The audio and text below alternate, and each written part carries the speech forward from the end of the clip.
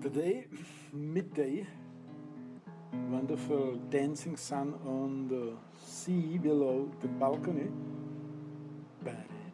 We are going to speculate about the psychological and metaphysical background of free speech.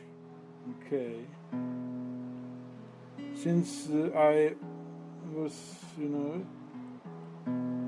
shocked very many times if I want to listen to some commentary or some philosophic analysis or some book review or some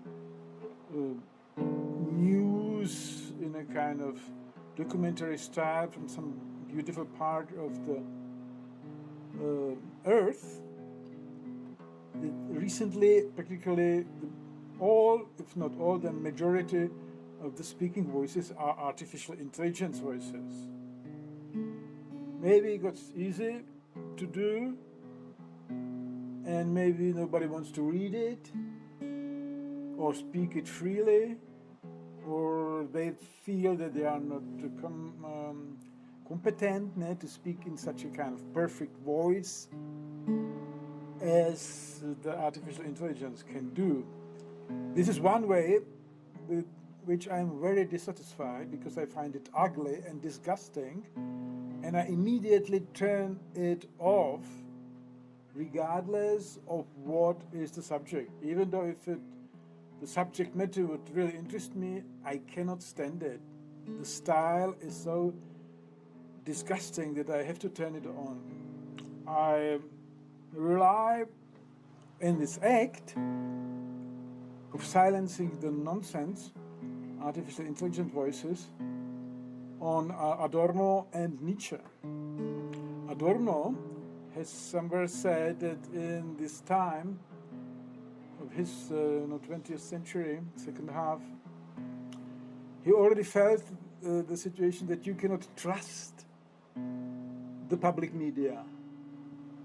You cannot trust the public speakers because the whole complex of culture he viewed as a kind of capitalist propaganda, making money at all costs.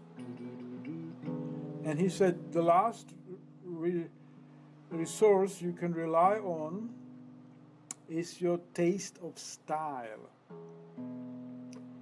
If the style does not suit you, does not inspire, does not attract you, don't listen to it. Devalue it. Because the style of presentation is something that cannot be faked. And if it is faked, then the sensitive listener and viewer will feel it, kind of. He may not have an exact structural and media scientific interpretation of why it is, fake, that he feel something is wrong. I don't want to be close to this. And this leads to Nietzsche's kind of advice, because the fake media are, in Nietzsche's interpretation, if he would be alive today and writing about it, he would say it is the expression of decadence.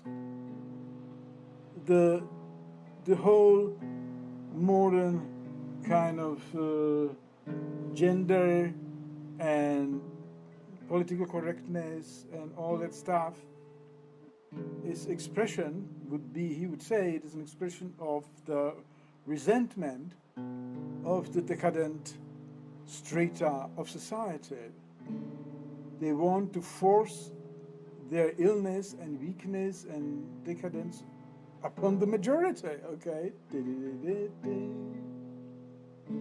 Okay, then, these are the two pillars of interpretation that I can rely on.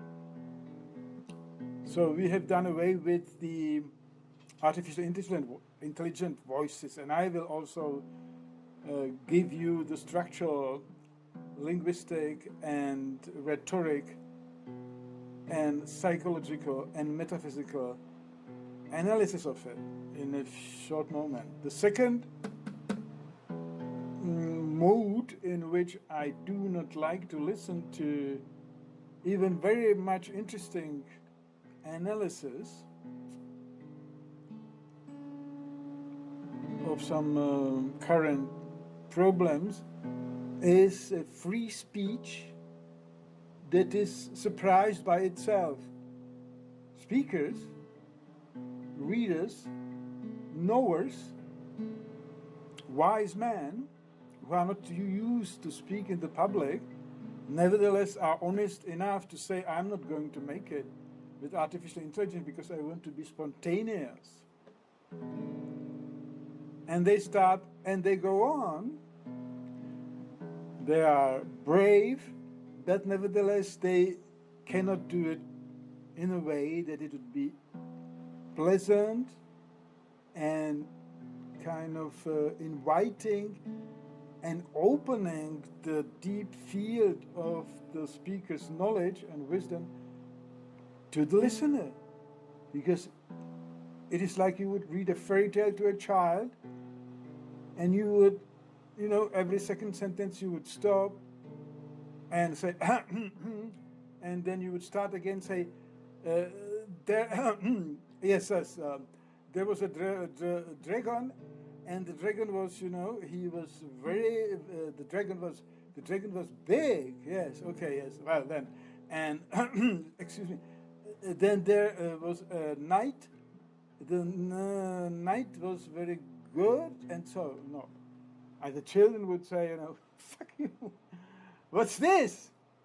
I cannot immerse into the imagery and emotional flow that should embalm me and embrace me so that I see with my inner eye this dragon, this cave in the rugged mountains, and the knight on a white horse that is slowly approaching from below. Because this constitution of imagery and emotion in the phenomenological sense in the reader or in the listener or in the viewer is the food, this is the energy of imagination, and only then can the listener, viewer, enjoy the work of art, or in our case, when it is a philosophical treatise or a scientific one, only then he can immerse into the phenomena that are below the conceptual framework, beyond the informational flow given in conceptual models, yeah? Okay, and if the flow of the words and the acoustic is broken all the time, then phenomena cannot constitute themselves, because as Husserl has learned us, phenomena are constituted passively. This so-called passive synthesis in Husserl's view of phenomenology. You may very well act reasonably and willfully and actively on these passively constituted phenomena in your soul field if you want to understand deeply. This is what every deep thinker can do. He has a deep well, like Nietzsche said. We can again have a recourse to Nietzsche. He would view himself as a deep well, fathomless, undiscoverable depth and much has fallen into this well. And one is surprised when he immerses himself into the depth, and slowly he lets the treasures to be found. Okay, so this is the second critical interpretation of the mode of a speaker who is maybe himself deep and wise, and yet he cannot speak and voice his wisdom and his knowledge in a mode that would be conducive to the receptive partner, that is the one who is to hear it or to see it. This I rely also on my professor of art, aesthetics, and communication and literary theory, Professor Wolfgang Iser from the University of Constance, whose lectures, fantastic lectures, the best lectures on art theory in the 20th century, I dare to say after so many years, the founder of the receptive school of aesthetics, the so-called Constance school, which postulates that the ontological place or the essence of an art of work, and then I would say of any attempt at deep communication, is in the soul of the recipient, in the soul field of the recipient, in the process of constituting phenomenally the heard sounds, because it can be even a musical performance. The sounds we hear, the words we hear, the images we see. If it is a work of art which would be like body-oriented, then body perceptions. All of them are finally constituted in the soul field as qualia, as phenomena. And this, sagen wir, difficultly, I made my mistake myself. I start to, to start again and again. Because I was looking for a correct word for this realm, which is the soul field, and which is not accessible to analytical approach, cannot be researched in a laboratory. I wanted to find a way like secretive, mysterious, and so on. I could not decide. So this is the place, and this is the process, according to this receptive aesthetics of Professor Wolfgang Iser, where artwork exists, if we say it ontologically. This is the essence of art. Okay? It is not, in this receptive theory of aesthetics, it is not the soul of the writer or composer or musician and the historical period and the personal biography in which he was immersed and out of which he would write. This is certainly a valid approach in other theories of art. The historical approach, okay?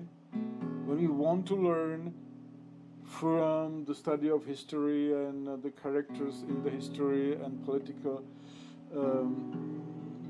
upheavals and revolutions and periods of peace and the status of the family into which he was born, how does it influence the creation of art?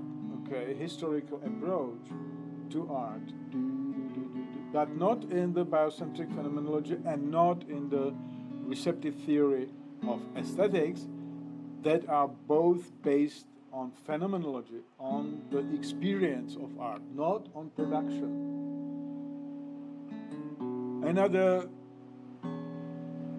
third possibility to study art is to a very materialistic kind of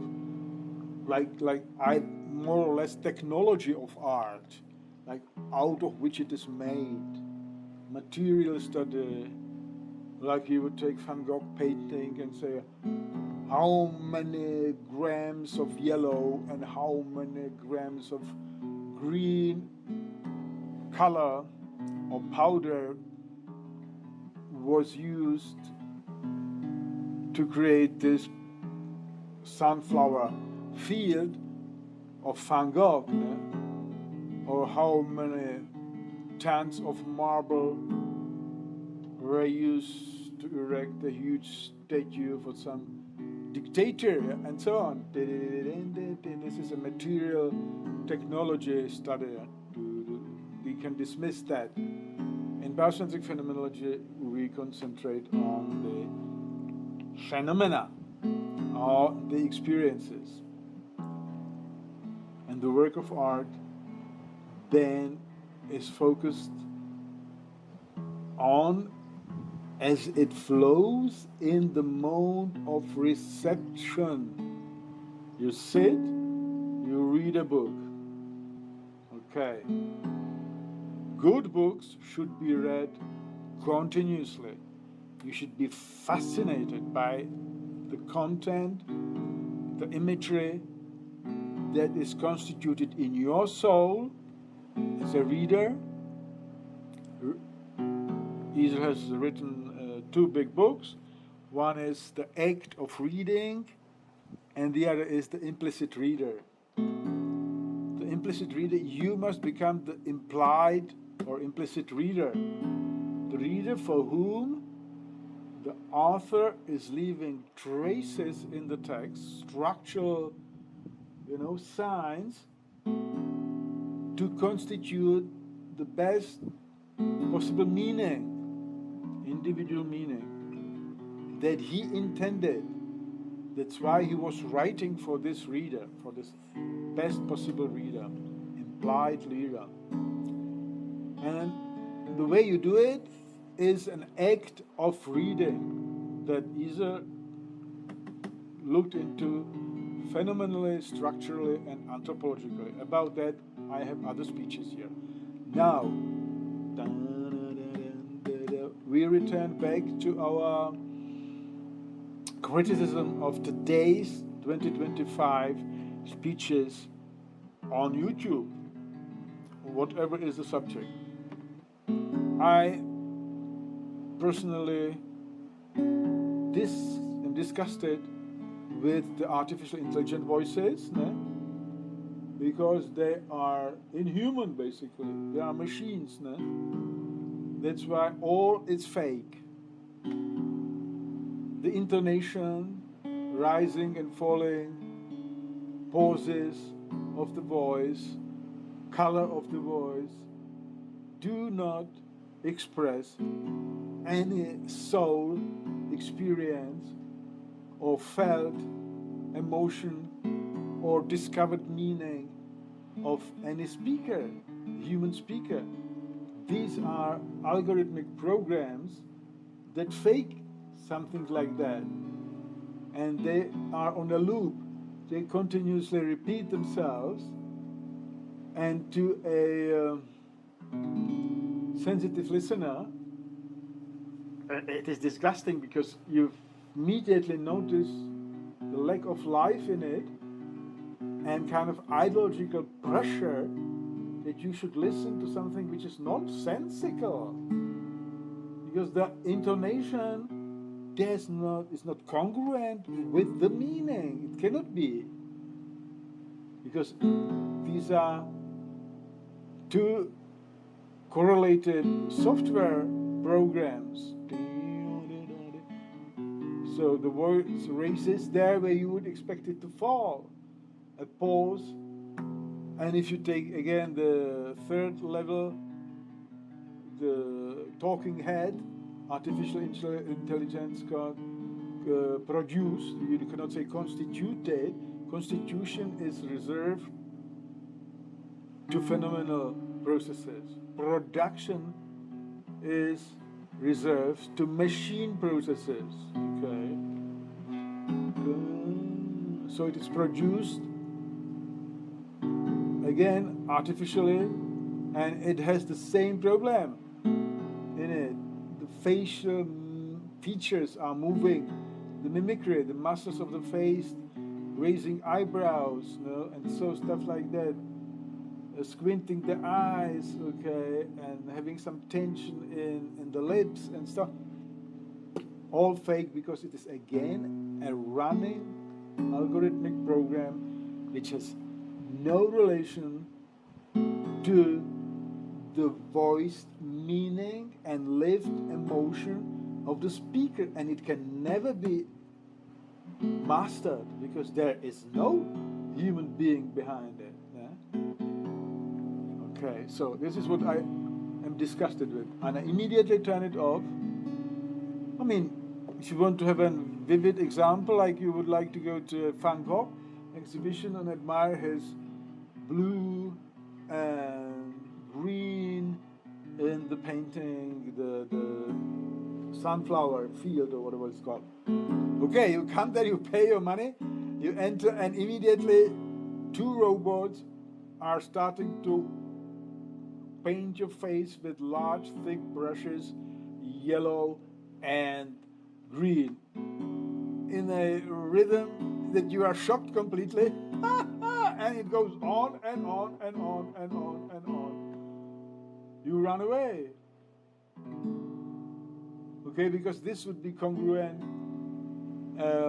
theoretically with the third art, in which you can study art, third mode, like a technological discipline, asking how it was made technologically and what kinds of materials were used. Yeah?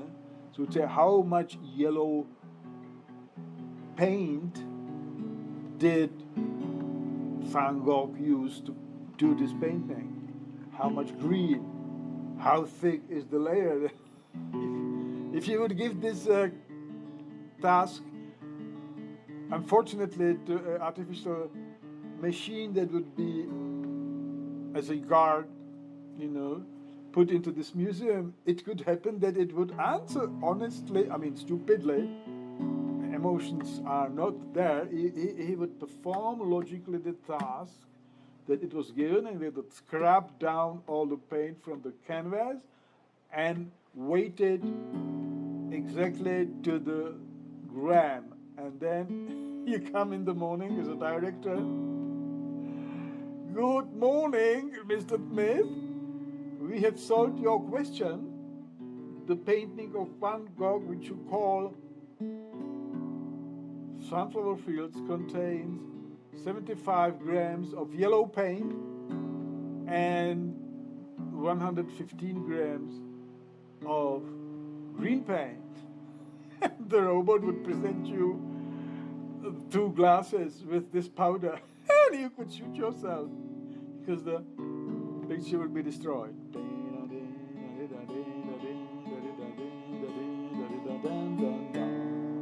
Out of the theory, then understanding of art could arise, which would be following the theory. You would always talk about the volume and the weight and the physical material and how the technology, how it was done, and so on. Okay, so this is it. We cannot accept artificial intelligence talking about anything, actually.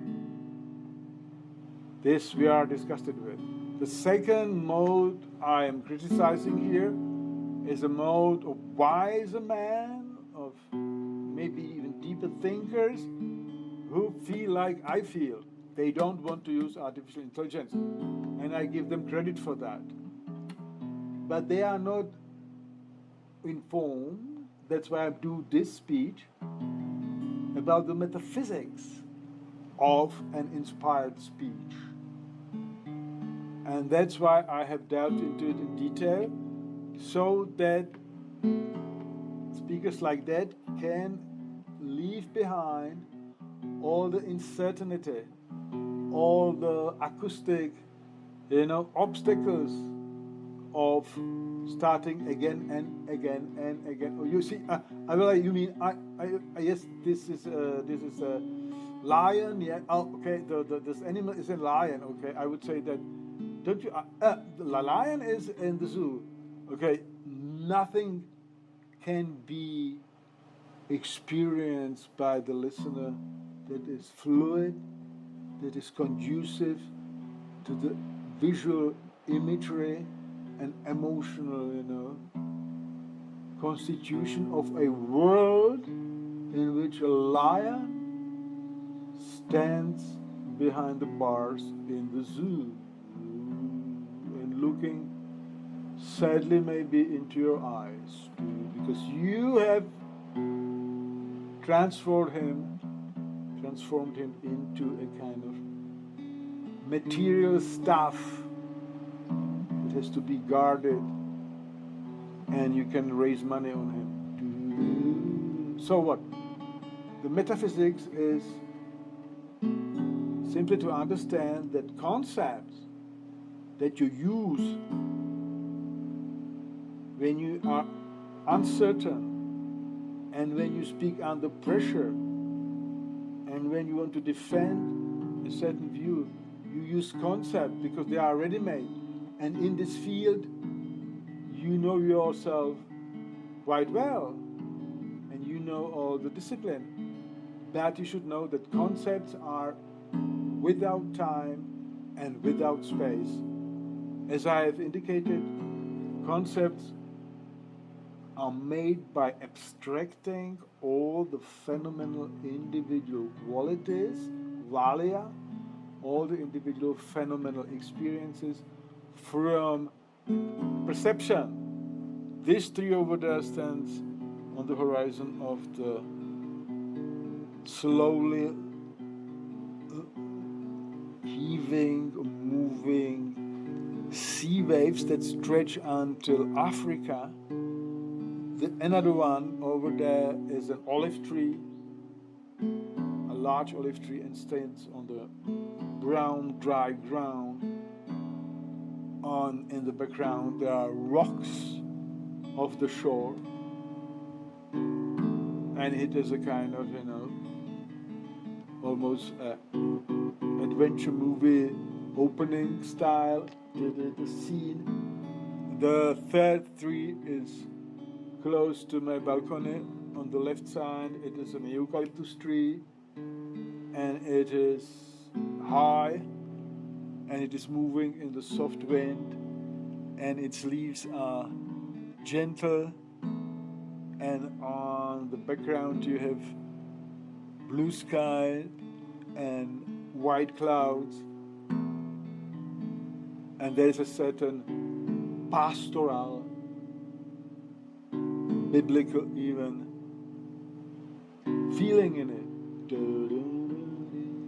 And when I write to my friend after I have made a speech, I made a speech about linguistics and artificial intelligence and rhetoric, and there were 3 trees. I would just use the word trees for all of them, for all 3 individual, trees that are for me very unique. Now, today, tomorrow it will be different. Well, what I did was I removed all the specific phenomenal experience I have had when I watch them, okay? This process of removing is called abstraction. The result is a informational point, basically, or a kind of bulk cluster that has in itself just the definition of a tree as you find it in a dictionary. A larger brush, a plant or a larger brush consisting of stem, roots, branches, leaves, and fruits that stands either alone or in a group. Okay, so this is abstraction. And these concepts, when they are activated in your soul as a kind of ground out of which your words are rising, you're speaking about concept, they arise momentarily like a lightning flash, even though less than that, because a lightning, if you would measure it, a specific instrument also has some time to light. These concepts, by definition of parasympathetic phenomenology, are timeless and spaceless. They exist ontologically in a realm that has no time and no space.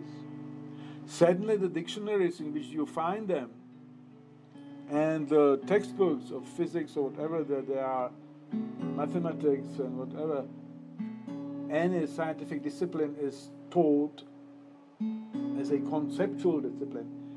The books exist in real time, but if nobody would read these books, the concepts would not be actualized. Okay? It must be a human soul that is reading these conceptual textbooks. What happens? Okay, these concepts are born in a very specific way. They use the energy of your body and soul, of the reader's body and soul, to appear in a kind of mask, using the energy of your soul field, because there is no other energy. For all cognition, there is no other energy, at least in parasympathetic phenomenology, than the energy of the soul field that is nourished by the body, perception, and body metabolism. The effect of the concept as it arises in the human soul is freezing of dynamism, destroying the phenomenal flow. As if this, what I have done with abstracting the individual quality of the trees, happens again and again and again. The soul field is completely wiped out and cleared. Any, we must say, moment when the concept arises, because as we have said, it cannot arise without using the energy of the soul field. And soul field exists in time and space. But this time and space is maximally reduced so that the concept could, usurp the fluid fabric, the living fabric of the human soul. The effect of it in speaking, if you are using concepts as the ground to speak, is that you lose the fluidity. You see, you lose the fluidity, you lose the extra-personal, supra-individual inspiration from the Akashic records, as I've said, because these are like water and fire, excluding each other. There where concepts are born, we say born because they use this, aborted, we could say, because they use the life energy of the soul and body to arise, to come into existence, but it is not a birth, it is an abortion, basically, because that which could be born is not allowed to develop, to grow. For that you need time and sympathy and kind of loving kindness towards what you are experiencing. As I look at the trees,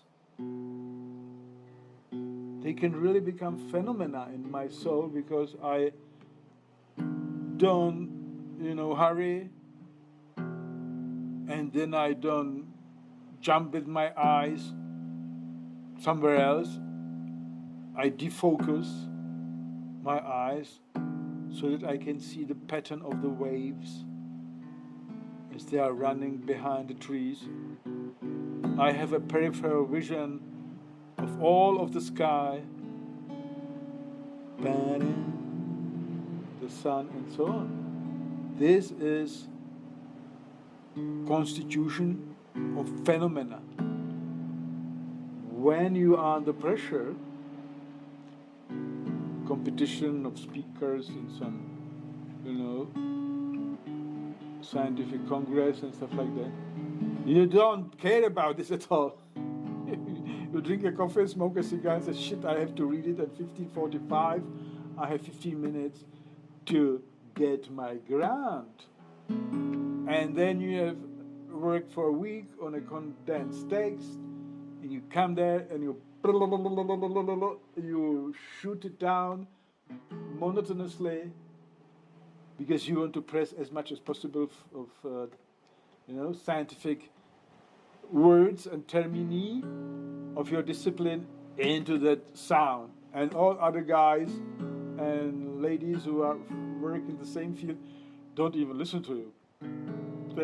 They know it's not possible to understand because it has a different function. It is to show that you use all the important words of the field now, today. They hear them, they say, okay, he's one of us.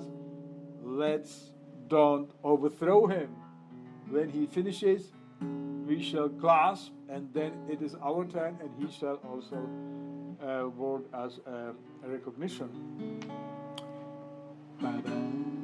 So for those speakers who are exceptional speakers, who have, you see it in the subject they have selected,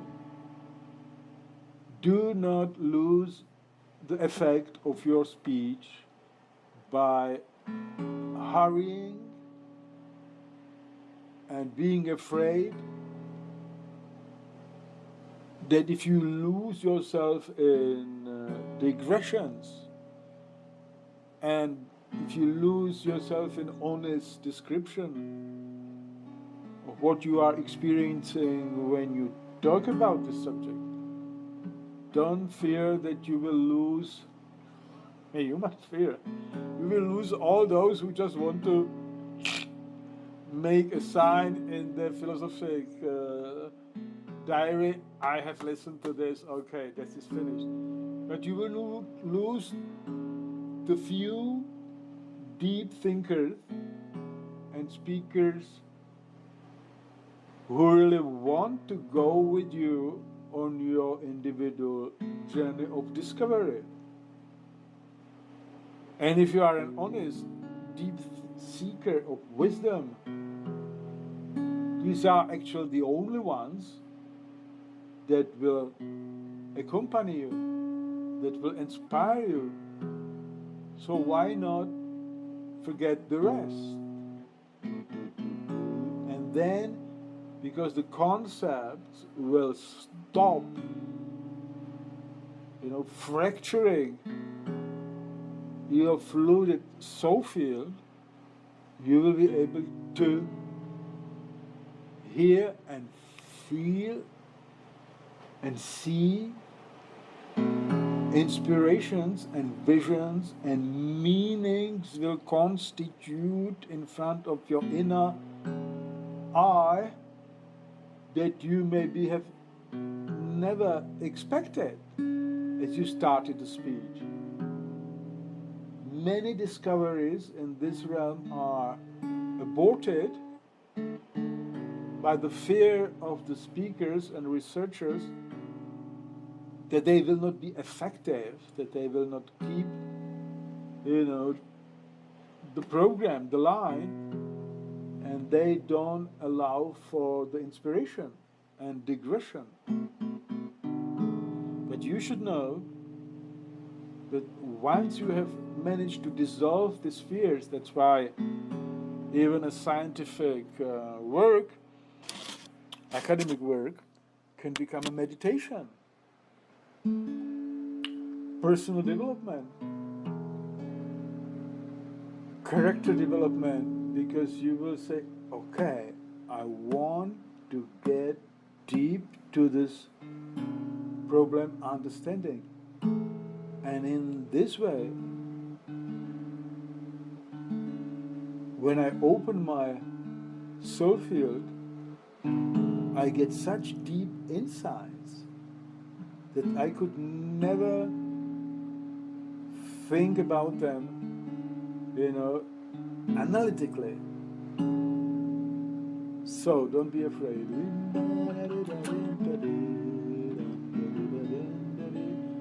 So I conclude, like I tell you, some of the digressions that were voiced here, I had no idea about. And as Nietzsche says, I have to be unprepared to be good. If you prepare too much, the structure of your notes will exclude those digressions that may be, waiting for you around the proverbial corner, because corners are sharp. Okay? If you dissolve the sharp edge of the corner of your soul field that is produced in the soul field by the ego and its cognitive acts, one of which is the, swift appearance of conceptual clusters of meaning from your scientific background, dictionaries. If you dissolve this sharp corner of your ego, soul field immediately expands by its innate essence. Ludwig Klages, Rupert Sheldrake, some other today would tell you that the human soul field has an animal also innate tendency to expand, to being pulled and drawn to some other soul field, because it does not exist in isolation. In isolation, you can exist in the prison cell of your ego. And the trouble, I would dare to say, people who have headaches and who really unsolvable problems, and they turn in circles until they explode. This is the expression of the fact of the metaphysical situation in which the soul field is so compressed by the ego inside the skull that it must explode and it must produce enormous pressure. But a healthy soul field of any organic individual, any individual organism, has the tendency to spread, to be drawn and pulled to some other soul fields that help it basically to live, without which it could not thrive. The animals, it is absolutely 100% clear, because they are permanently governed by their instincts, and the instincts are none other than the experience of an instinct drive in an animal soul is the expression of merging of the individual small soul field of that particular animal and the species kind of super individual memory and the landscape that embalms it all the nourishment, all the sounds, all the smells, all the danger signals or whatever, all is coming from the great enveloping nature. And the place, the ontological place where the animal experiences it is not in its brain, but in somewhere outside the body where these two fields, the individual soul field and the large soul field of Mother Nature, and the kind of species inherited memory field, they are united. I don't want to say intersect, because it is again a kind of analytical image. They are, like waves running through one another, okay? So this is also possible in an inspired speech, where because you are not, your soul field is not constantly fractured by the sudden coming into being of a concept that will tear the fabric of fluid phenomenal experience. This is gone, and you can speak fluidly, freely. Inspiration is coming to you, and above all, you enjoy it. You have mystical insight. What is it, mystical insights? You have, you feel, okay, I'm in. I am touching the core of my questions, of my problems, and this is enough to give you a meaning. If you train this way, you can find words for this mystical experience of meaning. I used the guitar as a kind of background vibration.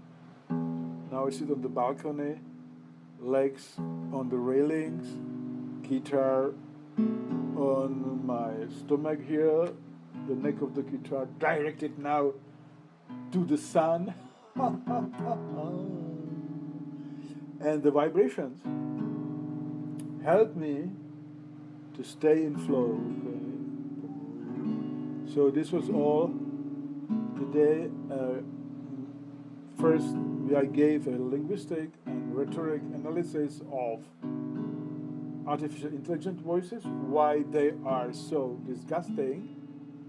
Also, a biological and anthropological, comparing them to human voices.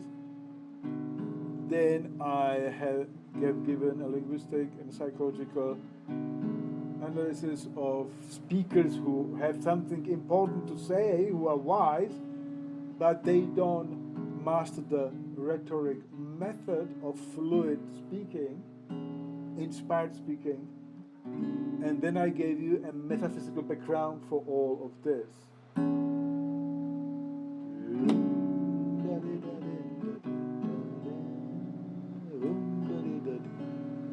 The art of ending such a speech is also an art. Okay? You cannot just simply make the last